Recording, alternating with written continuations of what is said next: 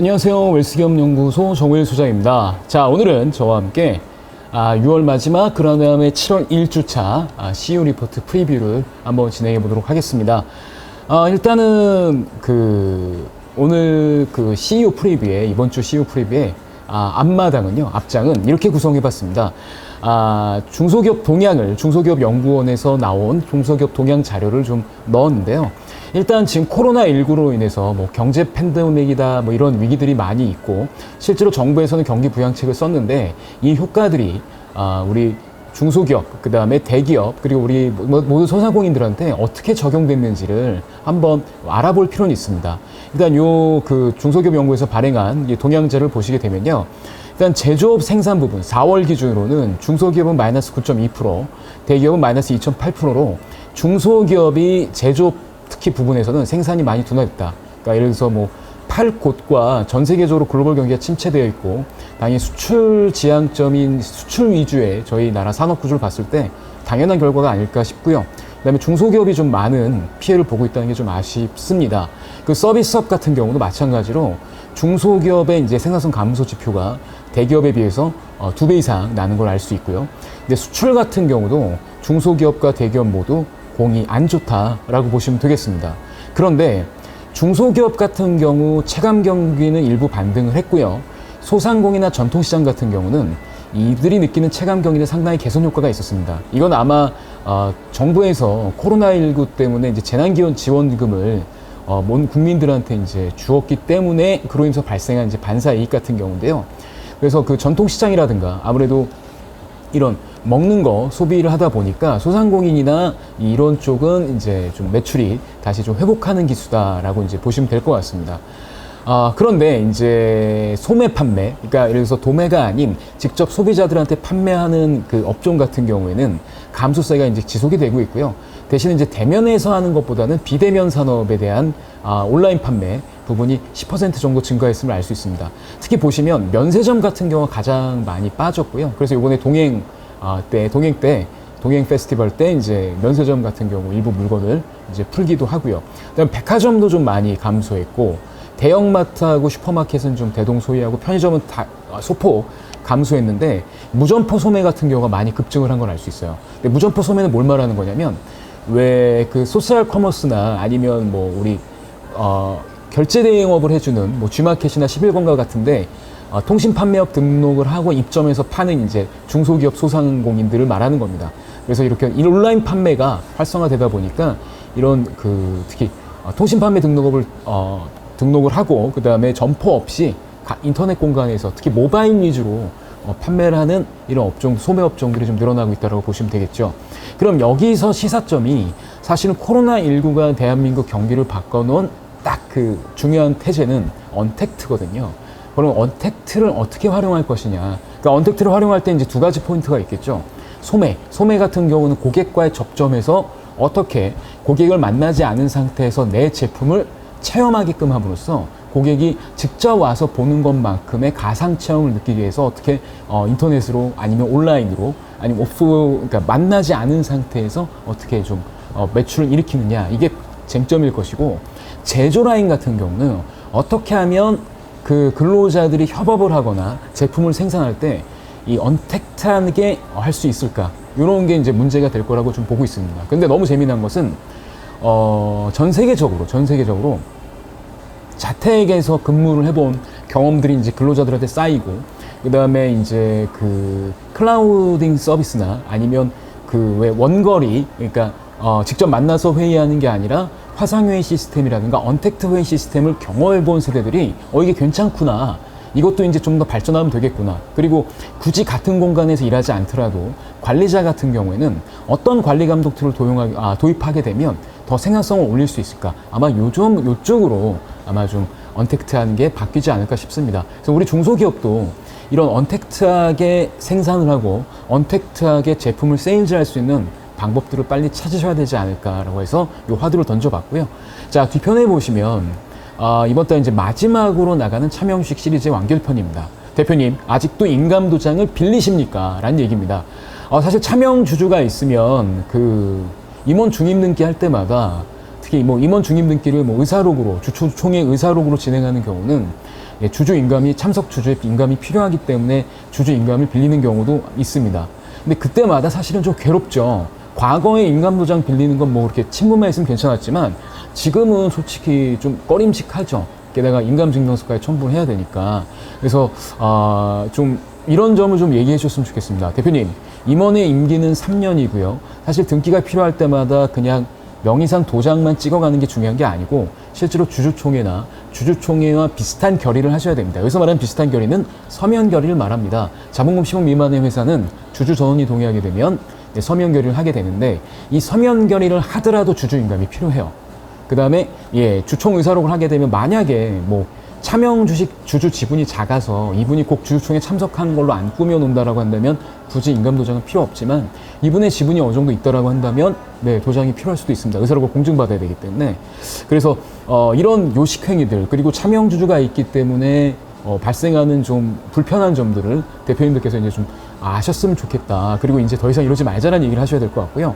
그리고 항상 차명 주주로 차명 주식을 지금까지 갖고 있거나 명의 신탁을 지금까지 유지하신 대표님들의 특징은 주주를 되게 믿어요. 예. 차명 주주를 되게 믿습니다. 하지만 사람은요, 환경에 따라서 변화하기 나름입니다.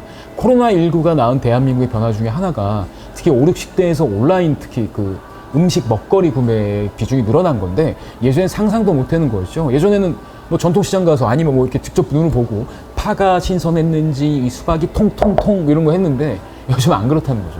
네, 그래서 요즘 수박도요 당도가 밖에 이렇게 표시되어 있는 것들도 많아서 실제로는 우리가 코로나19라는 아주 큰 이펙트에 사회적인 구성원들의 성향이나 이런 동질성이 그 정체적 그러니까 방향성이 쉽게 변하는 걸 볼 수 있는데 앞으로 이런 사회 변화가 어떻게 될 것인가는 예측하기 어렵습니다. 그래서 사람을 믿는 건 중요한 게 아니라 이 환경이 과연 이대로 갈 것인가도 중요하겠죠.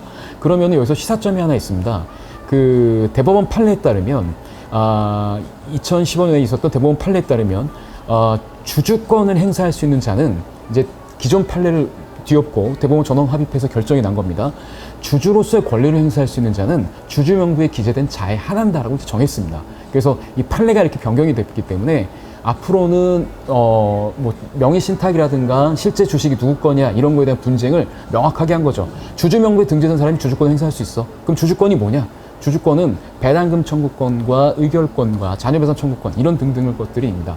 그러면 이제 실제 소유하고 있는 사람은요, 주주권을 행사할 수 없게 되는 거고 명의상 주주명부상 명의자가 실제 주주로서 주주 권리를 행사할 수 있다는 이 판례 때문이라도 이런 사회적 인식이 커지게 된다면 차명주주가 과연 믿고 안 믿고 도덕성의 문제가 아니라 사회 자체가 변했다고 생각하시면 될 것 같아요. 그래서 이거를 과연 믿고 갈 수 있을까? 저는 빨리 결심하시고 힘드시더라도 빨리 해결할 방법을 찾으셔야 된다고 생각을 합니다.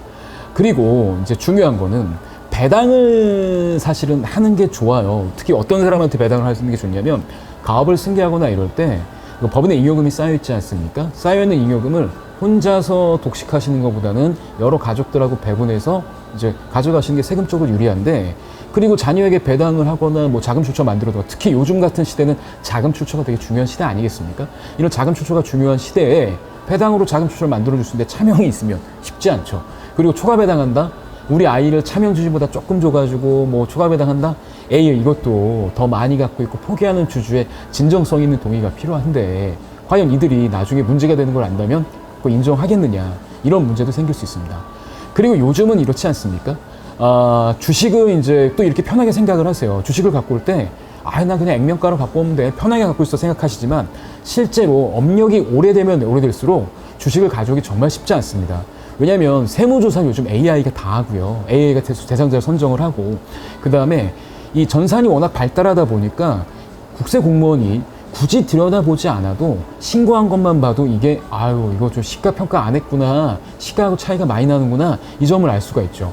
요즘에 시가평가를 하지 않으면 안 되는 세상이고, 심지어 저희 아파트에서는 며칠 전에 있었던 거래를 뭐 네이버에서 확인할 수 있으니까, 네, 저희 아파트에서 저도 놀랬는데, 같은 아파트 주민이 어떻게 거래했는지 바로 확인할 수 있으니까 또 놀랬고, 그 다음에 이게 또 차명을 했을 때는 보통 자본금으로 했기 때문에 액면가로 했을 거란 말이죠. 근데 업력이 오래되면 당연히 시가가 그거보다 훨씬 더 높을 수밖에 없기 때문에 양도소득세 부담도 커지고 있습니다. 양도세 같은 경우 올해부터 과세 표준 3억, 양도차익 3억을 초과하게 되면 비상장 주식은 25% 세율로 적용되고요.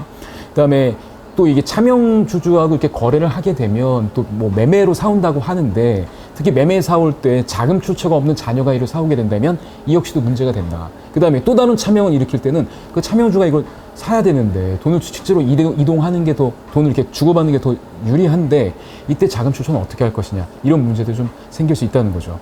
그 다음에 자녀한테 사실은 차명이 있다고 한다면 국세청에서 바라보는 거는 보통 우회증여 성격으로 많이 봅니다. 그러니까 아버지가 자녀한테 바로 주게 되면 세금이 좀 과하니까 거래로 이렇게 우회증여라고 볼 수도 있는데, 이런 우회증여 문제도 해당이 될 수 있고요. 그 다음에 더 큰 문제는 차명주주가 소수주주권을 행사할 수 있다는 걸 명심하셔야 돼요. 주주의 권리가 차명주주에게 있습니다. 주주명부상 주주에게 있으니까. 그러면 소수주주권 한 번만 요약해보면 한 주만 갖고 있어도 회의록을 열람할 수 있어요. 그 주주 명부도 열람할 수 있고 등록까지 할 수 있습니다. 그 다음에 1% 이상 갖고 있게 된다면, 유지 청구권이라든가 대표 소송의 권한을 행사할 수 있죠. 그 다음에 3% 이상 갖고 있으면 주주 제한권을 사용해서 주주총회를 소집할 수 있게 할 수도 있고, 회기 중에 이사의 해임 해소를 걸 수도 있고요. 그 다음에 회계장부를 열람할 수 있는 권리도 생기고, 여기서 말하는 회계장부는 재무제표가 아니라 진짜 세계 원장을 말합니다. 그 다음에 집중투표 제도를 제한할 수도 있는 권리가 생기게 됩니다.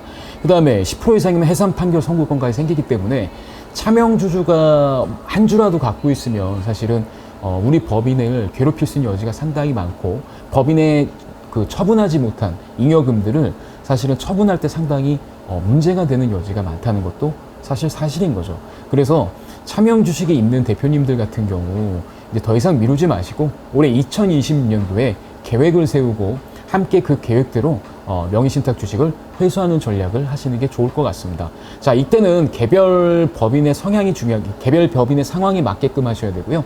가업을 승계할 건지 가업을 승계하지 말 건지, 그 다음에 부동산 보유가 많은 법인인지 아닌지에 따라서 할 수 있는 옵션, 그 다음에 차명이 처음 생겼을 때 얘가 입증할 수 있는지 여부, 그 다음에 계약서 존재 여부, 이런 것들에 따라서 상당히 좀 달라지니까 전문가랑 반드시 상담을 하셔야 된다는 얘기를 꼭 전해주셨으면 좋겠습니다. 자, 6월 말 7월 1주차, 7월 첫 주차 CEO 리포트 여기서 마무리하겠습니다. 좋아요, 구독 버튼 꼭 눌러주시고요. 안녕!